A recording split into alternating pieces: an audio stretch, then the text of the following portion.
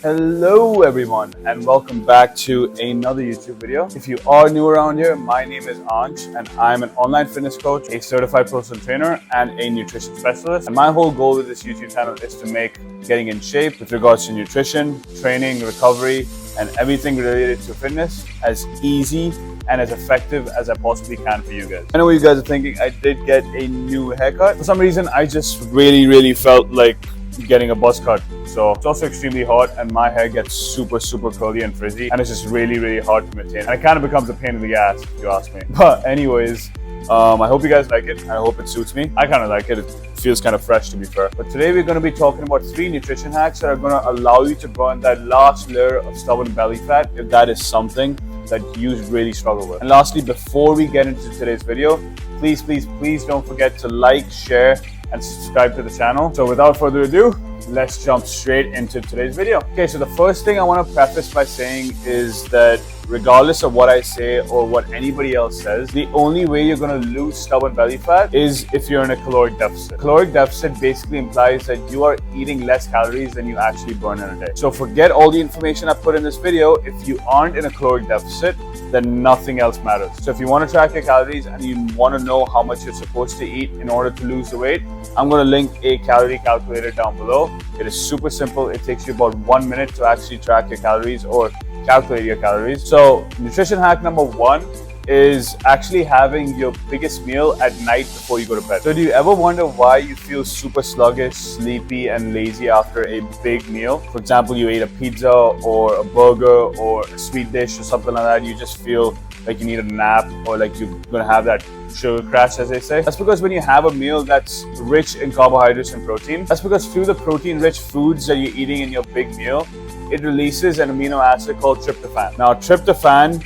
triggers the release of serotonin in your body. And through the intake of the carbohydrate-rich foods through the big meal, carbohydrates actually help absorb serotonin in your body. And serotonin is what makes you feel lazy and sleepy. So what's the point of having a big meal before you go to bed? That's exactly the point. It'll allow you to sleep faster and actually put you to bed more effectively and more efficiently. And better sleep equals better recovery. Better recovery equals better metabolic and hormonal function. And better metabolic and hormonal function equals more gains and more efficient fat loss. So trust me guys, save your biggest meal for the end of the day before you go to bed, rather than having your biggest meal as your breakfast or lunch or somewhere in between the day. Not only is it going to allow you to be more productive and help you throughout the day, but it'll also allow you to have a better sleep at night. Nutrition hack number 2 is actually bumping your calories up. Now I know that sounds kind of counterintuitive, but hear me out. More often than not, people who have no idea how much they're eating or who have never tracked their calories in the past are severely under eating in an effort to lose fat or lose weight. Now metabolically, your body prefers to use carbohydrates and fat as a fuel source. But when it's not given enough fuel through the food you eat, guess what's going to happen? It's going to start eating away your muscle, which is not beneficial for anybody in any capacity. And that is what actually leads to that skinny fat dilemma or look that people are so afraid of. And that's just because your body doesn't get enough fuel. So it eats away all the muscle. And in order to survive,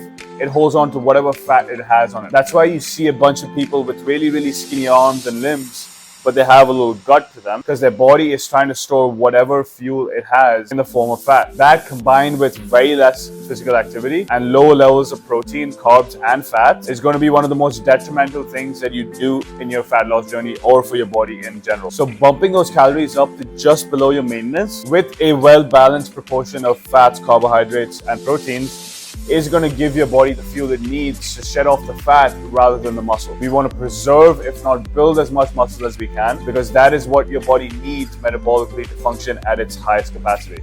Nutrition hack number 3, and this is arguably my favorite and most interesting one, is you're not hungry, you're just bored. Or you're not hungry, you just don't know that you're not hungry. So how often do you see or have experienced for yourself that after you finish your meal, you tell yourself that you're still hungry and that's when you indulge in more food that you need. And that in turn leads to more and more calories and doesn't allow you to lose fat or weight at all. Now the thing is, you might be eating the exact amount that your body requires to lose the weight, but there's this hormone called ghrelin in your body that's essentially called the hunger hormone, and that's secreted in your stomach, and it is often used by your brain to signal to the rest of your body that you are still hungry and it needs more food. The problem here is that ghrelin is most active for 15 minutes after you finish your meal. So the extra food that you're craving for 15 minutes after your actual meal is because of that hormone.